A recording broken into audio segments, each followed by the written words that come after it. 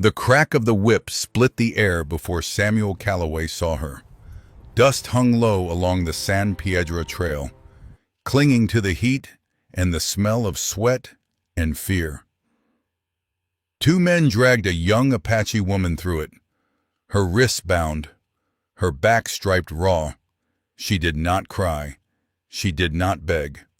When one of them leaned too close, she lunged and sank her teeth into his arm with a feral, desperate force. The man howled, flung her hard to the ground, and reached for a stick lying in the dirt. That was when Samuel stopped. He had walked past worse things since the war ended: burned cabins, broken men, silences that screamed louder than gunfire. He had learned how to keep moving, how to look away and survive. But as the stick rose above her, and she lifted her face bloody, defiant, unbroken, Samuel stepped between them. For the first time in years, he chose not to walk on. Before we continue, please take a moment to support the channel. A simple like, a quick comment, or hitting that subscribe button helps these Wild West tales reach more people who love them. Let me know where you're listening from, and thank you for riding along with us. Red Mesa Crossing lay a half-day's ride south of the San Piedra Trail. A scatter of low buildings crouched against the land as if bracing for judgment. By 1816, the war was over, but it had not truly ended here. The law had a name and a badge, but little reach. Men came west carrying rifles, scars, and reasons they did not speak aloud. Those who stayed learned quickly what could be seen and what was safer left unseen. Beyond the town, the land opened into brittle valleys and redstone shelves where the wind never rested. Water ran thin and seasonal. Ranches stood far apart, each one a small kingdom of fence posts, dust, and stubborn survival.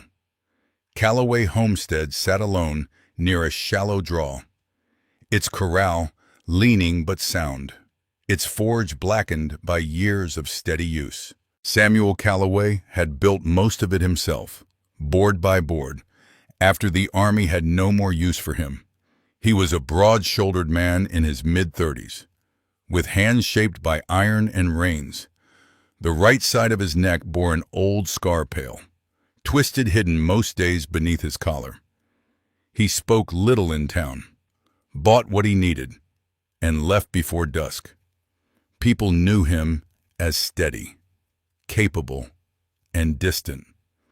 They did not know where he had served, only that he had come back quieter than most.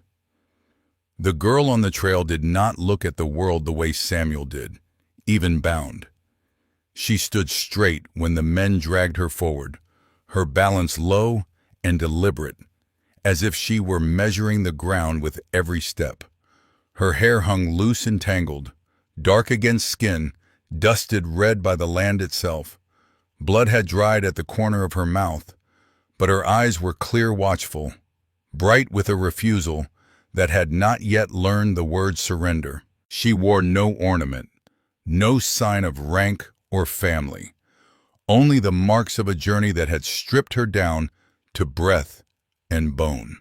When she met Samuel's gaze, there was no plea in it, only calculation, as if she were already deciding what kind of danger he might be. Samuel felt that look settle on him like weight. He had seen fear before, raw and shaking, begging for mercy. He had seen hatred, too, sharp and reckless. What he had not seen in years was this: a stillness that came from having nothing left to bargain with. It unsettled him more than the whip ever could. Behind him, the land breathed its dry heat, indifferent and endless. Ahead lay the road back to the life he had chosen: quiet, contained, untouched. Between them stood a woman who did not belong to anyone, and a choice Samuel Calloway had spent years teaching himself not to make. The war had taught him how quickly a man could become something he no longer recognized. The frontier, he was learning, would test whether he could remain that man or finally refuse him. The men argued loudly once Samuel stepped between them, their voices sharp with insult and disbelief. One spat into the dust and demanded more money. The other kept his wounded arm tucked close. Eyes narrowed with the kind of hate that waited for permission. Samuel did not raise his voice. He reached into his coat, counted out the coins he had, and laid them in the man's open palm. It was not much. It was enough. The exchange ended the way such things always did, too quickly, too quietly. The men turned their horses and left, throwing curses over their shoulders as if words might stitch their pride back together. Dust swallowed them. The trail went still again, broken only by the rasp of breath and the soft scrape of rope against skin. Samuel crouched and cut the knots at the girl's wrists. She did not thank him. She did not move right away. When the rope fell free, she flexed her hands slowly, testing pain, testing blood. Then she looked up at him, her mouth twisting into something that was not quite a smile. "You should have me tied," she said. Her English was careful, worn thin by use. The other one only lost his arm because he did. Samuel paused, knife still in his hand. He did not answer her. There was nothing in her words that asked for a defense, and nothing in him that wanted to offer one. "You're free," he said at last. "You can go." He stood and turned away, already stepping back toward his horse. It was the cleanest ending he knew how to make. The sound of footsteps followed him, not hurried, not cautious, simply there. Samuel stopped and looked back. The woman stood several paces behind him, her posture steady despite the blood on her back and the raw marks on her wrists. She had not come closer, but she had not gone the other way either. "I need rest," she said, "and I don't have a place to go." Her honesty was blunt, almost careless. No promises, no gratitude, just fact. Samuel studied her, weighing the distance between what he had done and what he was about to do. "You don't have to come with me," he said.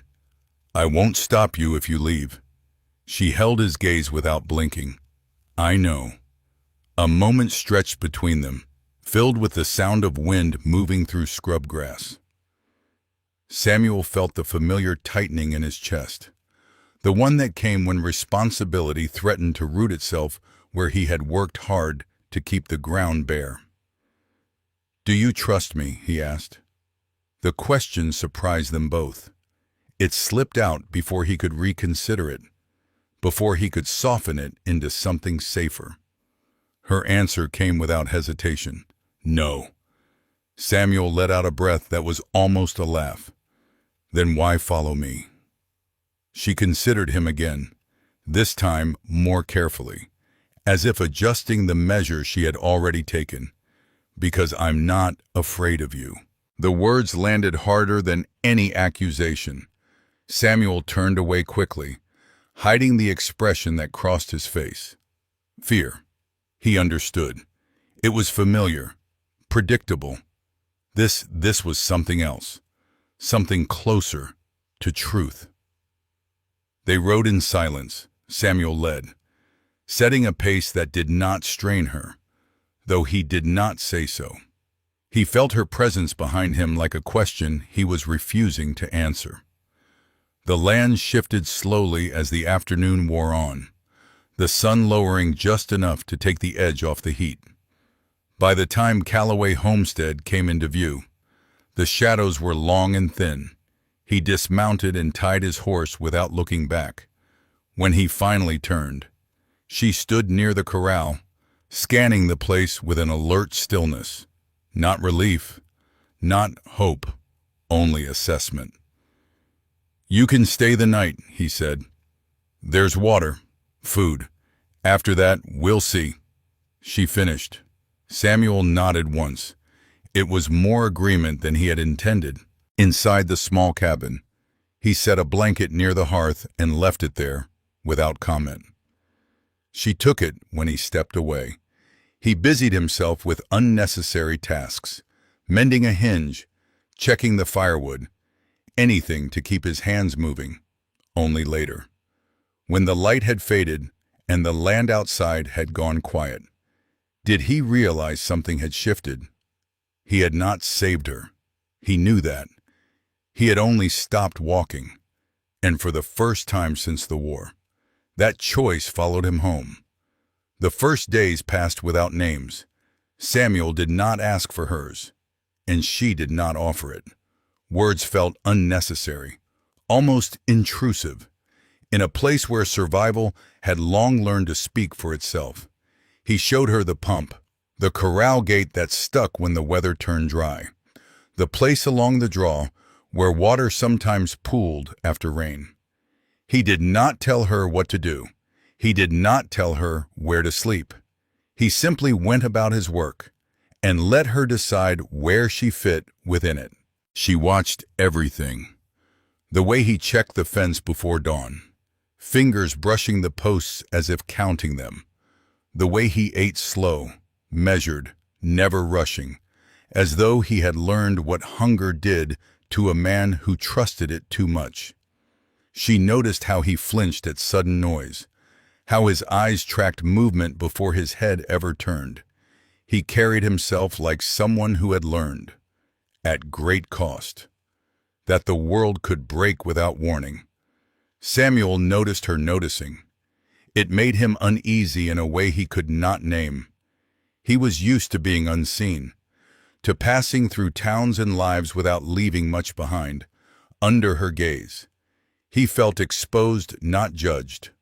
Exactly, but weighed. Measured the same way she measured the land, the sky, the distance between threats.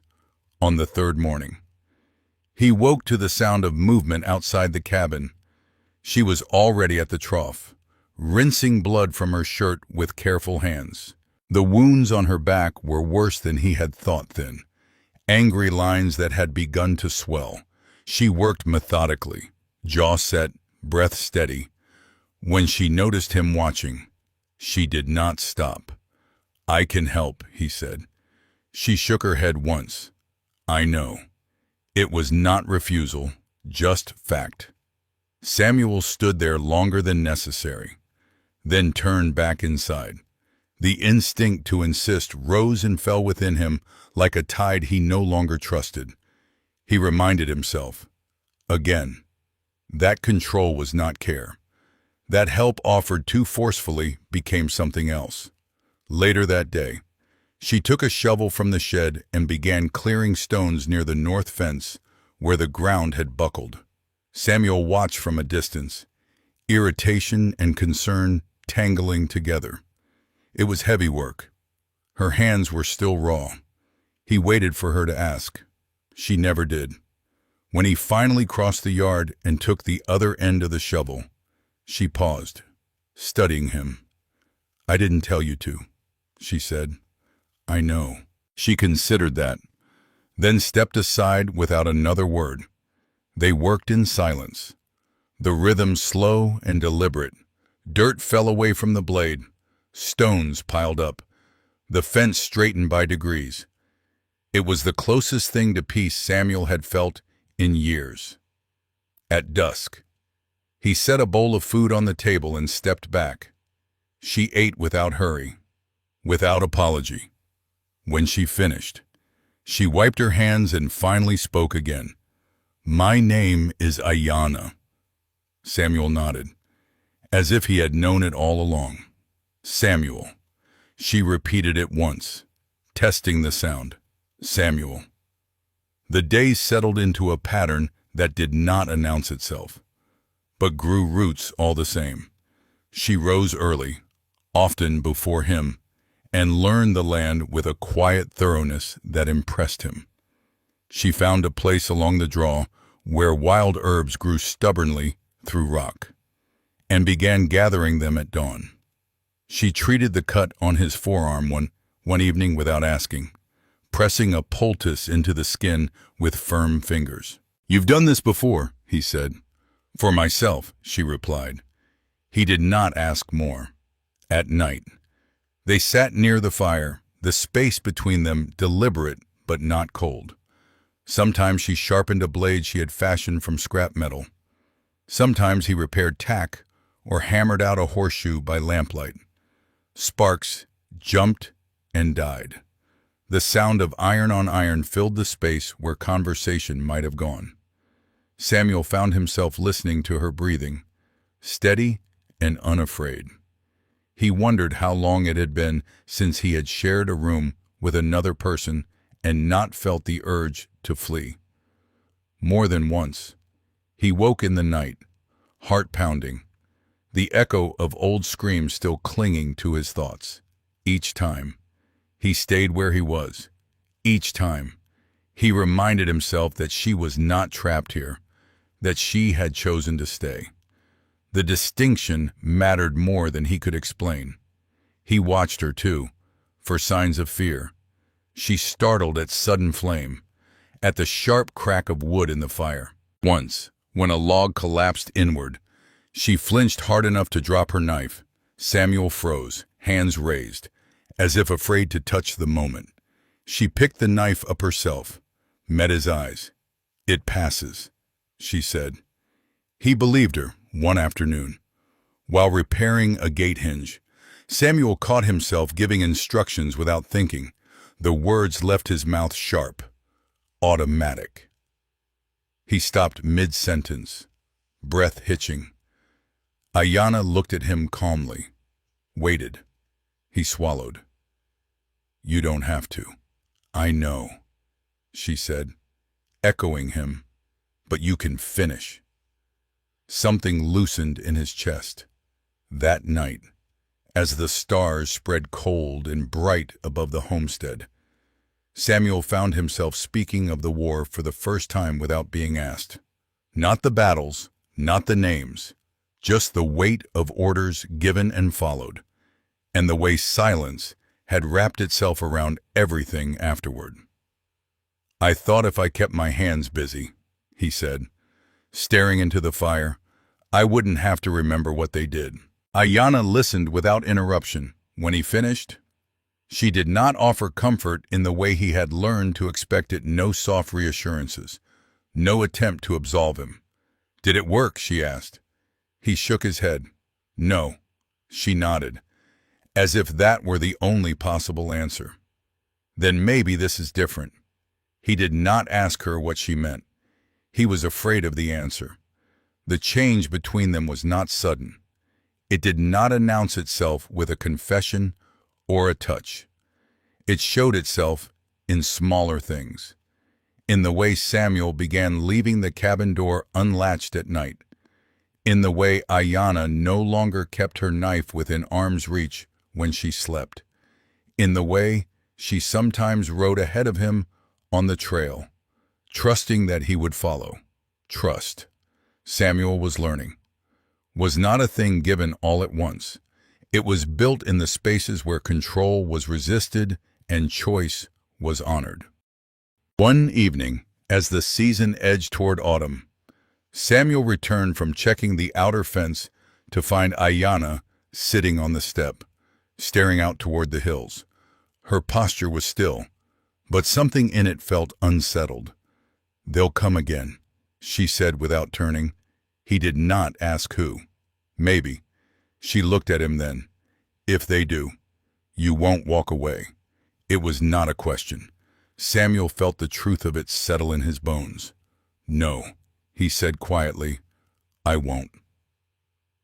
The fire inside the cabin burned low that night, throwing long shadows against the walls. Samuel lay awake longer than usual, listening to the land breathe. For the first time since he had chosen this life, he did not imagine himself alone in it. He did not call what he felt hope. He did not dare give it that name. But when morning came, and Ayanna stood in the pale light of dawn, steady and unbroken, Samuel Calloway understood something he had spent years avoiding. Some ground, once opened, refused to close again, and he was no longer certain he wanted it to. Edgar Holt arrived at Calloway Homestead just past midday, riding a roan that looked as mean as its owner. Samuel heard him before he saw him, the jangle of loose tack, the careless confidence of a man who assumed every gate would open if pushed hard enough. By the time Samuel stepped out from the forge, Edgar was already dismounting, eyes roaming the place with practiced appraisal. "Heard you might trade," Edgar said, spitting into the dust. His gaze slid past Samuel, caught, and lingered. Ayanna was near the corral, lifting a feed sack onto her shoulder. She moved with the controlled efficiency Samuel had come to recognize, neither rushing nor hesitating. She did not look at the rider. She did not need to. Samuel felt the shift in the air the moment Edgar saw her. "Well now," Edgar drawled. "Didn't know you were running that kind of outfit." Ayanna stiffened. The sack slipped from her shoulder and hit the ground with a dull thud. "She's not for trade," Samuel said. Edgar's grin widened, slow and ugly. "Didn't say she was. Just didn't think you were the sentimental sort." His eyes raked over her openly now. "Strong, though. Bet she works hard. Bet she—" Ayanna moved before Samuel could speak again. She stepped back, putting the corral rail between them, her hand dropping instinctively to the knife at her belt. Her voice was low, sharp. "Don't." Edgar laughed. He reached out anyway, fingers grazing the sleeve of her shirt. The sound Samuel made was not a shout. It was something older. He crossed the yard in 3 strides and drove his fist into Edgar's jaw. The man went down hard, the breath knocked clean out of him. Samuel followed, dragging him up by the collar and slamming him back against the fence. "I said she's not for trade," Samuel growled. "You don't look at her. You don't speak to her. You leave." Edgar's eyes burned with fury and disbelief. "You think you can touch me and walk away?" Samuel released him and stepped back, chest heaving. His hands were shaking. He forced them open, then clenched them again at his sides. "I don't care what you think," he said. Edgar spat blood into the dirt, laughing through it. "You will." He mounted his horse without another word and rode off, shoulders rigid with humiliation. Only when the sound of hooves faded did Samuel realize how hard his heart was pounding. The familiar rush of violence, the one he had spent years burying, still hummed in his veins. He turned toward Ayanna, bracing himself for what he might see there. She stood exactly where she had been, eyes fixed on him. "You didn't have to," she said. "Yes," he replied, voice rough. "I did." They did not speak of it again that day. Work resumed, but the rhythm was broken, every motion carrying an edge that had not been there before. As evening fell, Samuel found himself scanning the horizon more often, listening harder for sounds that did not belong. That night, after the fire had burned low, Ayanna finally spoke. "He'll come back," she said. Samuel nodded. "I know." There was no fear in her voice, only certainty. He lay awake long after she slept, staring at the dark rafters above him.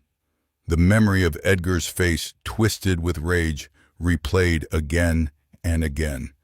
Samuel knew that look. He had worn it himself once, in another place, under other orders. The difference now was the choice. If Edgar came back, Samuel would not walk away. He had already crossed that line. The knowledge settled heavily in his chest, not as regret, but as resolve. Outside, the wind shifted, carrying the distant scent of dust and change. The quiet they had built was breaking. And this time, Samuel Calloway knew exactly why he would stand his ground. They went into Red Mesa Crossing 2 days later. Samuel told himself it was necessity flour was running low. A hinge needed replacing. The mule's shoe had split, but he knew better. You did not avoid a storm by pretending the sky was clear. Edgar Holt had ridden away with a bruise and a promise in his eyes. And Samuel had learned long ago that men like that did not forget humiliation. They waited. They looked for ground where witnesses could be bent into silence. Ayanna rode beside him, not behind. She had chosen that position without comment, and Samuel had not argued. The town came into view slowly. Roofs crouched low against the sun, dust lifting at the first hint of traffic. Faces turned as they passed, some curious, some wary. More than a few openly hostile. Ayanna felt it like heat against her skin, the old familiar awareness of being measured and misnamed without a word spoken. Samuel felt it too. He kept his hands loose, his pace steady. The war had taught him how quickly a crowd could become a weapon. They had just dismounted near the supply store when Edgar's voice cut through the street. "Well, I'll be damned." He leaned against the saloon rail, hat tipped back, the bruise on his jaw half faded but not forgotten. 2 men flanked him, Miles Rooker and Jonah Pike, faces dull with anticipation. Edgar's eyes slid to Ayanna and stayed there. "Didn't think you'd bring your property into town," he said loudly.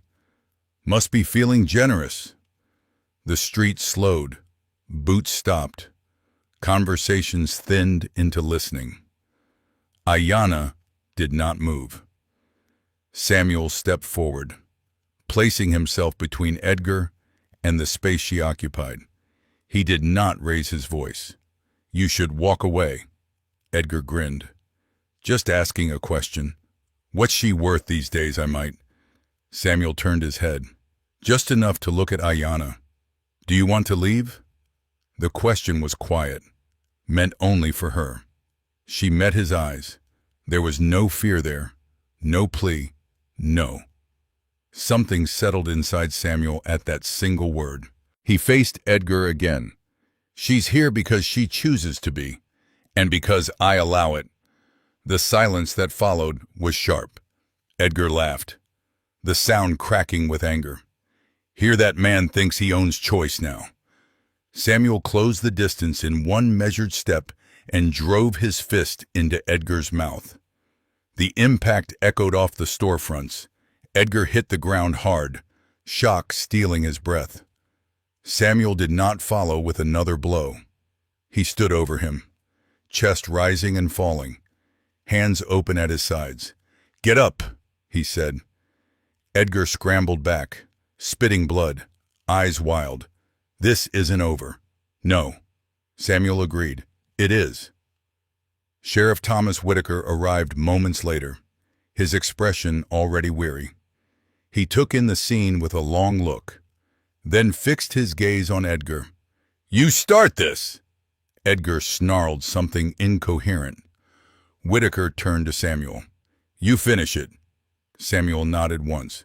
"Yes." Whitaker exhaled. "Then all of you clear the street." They left town under watchful eyes, Edgar's hatred burning bright enough to follow them all the way back to the San Piedra Trail that night. The land did not sleep. Ayanna sensed it first, the wrongness in the wind, the way the horses shifted restlessly long before sound carried. She woke Samuel with a touch to his arm. "Fingers steady. They're close," she said. Samuel did not ask how she knew. He moved quietly, gathering what he had already prepared. He had not wanted this kind of readiness again, but wanting had never kept anyone alive. They took position near the Arroyo Coyote, where the ground fell away into stone and shadow. Moonlight fractured across the rocks, turning depth into illusion. It was a place that punished haste. Edgar came with Miles and Jonah, all three moving too fast, confidence blinding them. Edgar carried rope. Miles had a pistol. Jonah kept glancing back, already unsure. Samuel waited. When Edgar stepped wrong, the ground gave him exactly what it promised. His boots slid on loose stone. He went down hard, striking the ravine wall with a sickening crack. The rope spilled from his hands. He screamed once, high and sharp. Miles froze. Jonah ran. Samuel disarmed Miles without firing a shot, pinning him until the man sobbed his surrender. Edgar lay twisted at the base of the arroyo, his leg bent at an angle that made his bravado meaningless. Ayanna stood above him, bow lowered but ready. Finish it, Edgar rasped, panic leaking through the pain. You think you're better? Samuel looked at him for a long moment. The choice lay there, simple and terrible. End it. Silence the past. Become what the war had shaped him to be. He shook his head. No. Edgar laughed weakly. You're a fool. Maybe, Samuel said, but you're done. They bound Edgar and left him alive for the law he had mocked. Sheriff Whitaker took him at dawn, his expression grim. No speeches. No mercy offered. Just consequence. When the dust finally settled, Samuel and Ayanna sat on the cabin steps, the sky pale with morning. You could have killed him. Ayanna said, I know. Why didn't you? Samuel stared out at the land, the fences, the quiet that had been broken and stitched again. Because if I had, I would have taught myself the wrong lesson. She studied him, then nodded once. The sun climbed higher, warming the scars they both carried. And for the first time, the silence between them did not feel like waiting for something to return. It felt like something new holding its ground. The weeks that followed did not bring celebration. They brought quiet. Edgar Holt's name moved through Red Mesa Crossing like a rumor people no longer wished to repeat. Some said his leg would never mend right. Others said he had been sent east under guard. No one argued that his trade was finished. Men like him depended on silence and fear, and both had slipped from his grasp. Sheriff Whitaker did not come to Callaway Homestead again. He did not need to. Life returned to its smaller sounds. Hammer on iron, wind in the draw, the creak of leather at dawn. Yet something between Samuel and Ayanna had shifted. Subtle but irreversible. The danger had passed, but the choice remained. Standing between them like a door, neither pretended not to see, one evening. As autumn pressed its first cool breath into the valley, Ayanna did not rise when the work was done. She stayed seated on the corral rail, watching the sun bleed into the red stone hills. Samuel wiped his hands on a cloth and waited. You didn't kill him, she said at last. Not because you couldn't, because you wouldn't. He nodded. That's the difference I'm trying to live with. She turned to him then, her expression unreadable. Do you think I stayed because I had nowhere else to go? The question landed heavy. Samuel answered honestly. At first, yes. And now he hesitated. The old fear rising, the one that told him happiness was borrowed time, that anything good would eventually demand payment.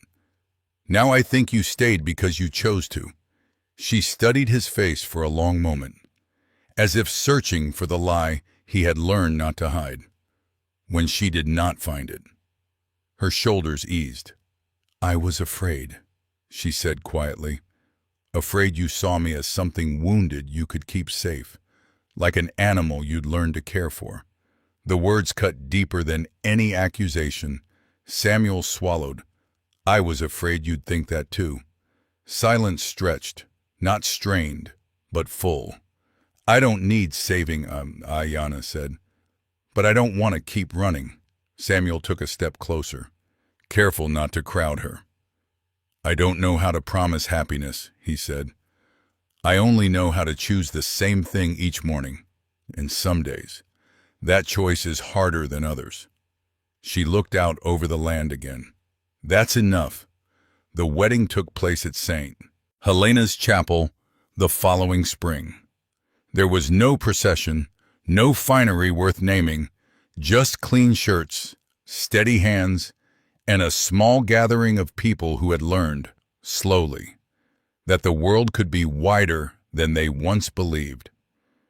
Sheriff Whitaker stood witness. Abraham Cole nodded from the back pew, his approval quiet but unmistakable. When Samuel spoke his vows, his voice did not shake. He did not ask forgiveness for what he had been. He did not promise to become something else. He promised only to remain present, to listen, and to choose. Ayanna's vows were shorter. She spoke of ground reclaimed, of breath taken freely, of staying. They left the chapel together, not to applause, but to sunlight. Years later, the land around Callaway Homestead no longer felt like a refuge built against the world. It felt like part of it. Fences were mended, trees planted, a child's laughter carried across the draw, light and unafraid.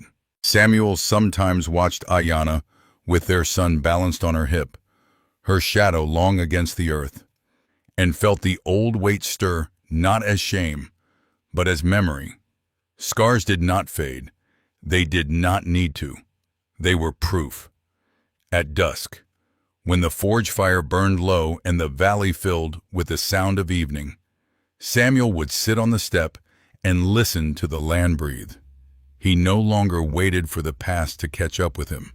Some ground, once broken, learned how to hold life again, and this time he chose to stay and tend it.